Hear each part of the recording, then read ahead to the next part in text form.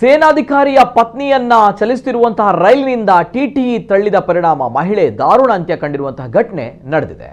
ಇದು ಉತ್ತರ ಪ್ರದೇಶದಲ್ಲಿ ಟಿಕೆಟ್ಗೆ ಸಂಬಂಧಿಸಿದ ವಿವಾದದ ಹಿನ್ನೆಲೆ ಟಿಟಿಇ ಆಕೆಯನ್ನ ಹೊರಗೆ ತಳ್ಳಿದ್ದಾನೆ ಎನ್ನಲಾಗಿದೆ. ಮೃತಳನ್ನ ಆರತಿ ಯಾದವ್ ಎಂದು ಗುರುತಿಸಲಾಗಿದ್ದು ಈಕೆ ನೌಕಾಪಡೆಯ ಅಧಿಕಾರಿಯ ಪತ್ನಿ ಎಂದು ತಿಳಿದು ಬಂದಿದೆ. ರೈಲಿನಿಂದ ತಳ್ಳಿ ಹಾಕಿದ ಟಿಟಿಇ ಸಂತೋಷ್ ಕುಮಾರ್ನನ್ನ ಪೊಲೀಸರು ಬಂಧಿಸಿದ್ದಾರೆ.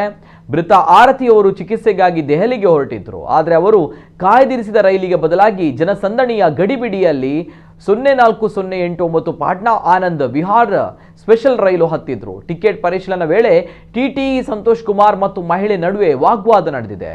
ಸಂತೋಷ್ ಮೊದಲು ಆರತಿಯವರ ಪರ್ಸನ್ನ ರೈಲಿನ ಹೊರಗೆ ಎಸೆದು ಬಳಿಕ ಆಕೆಯನ್ನ ಚಲಿಸುತ್ತಿರುವ ರೈಲಿನಿಂದ ಹೊರಗೆ ತಳ್ಳಿದ್ದಾನೆ ಎಂದು ಸಂಬಂಧಿಕರು ಆರೋಪಿಸಿದ್ದಾರೆ.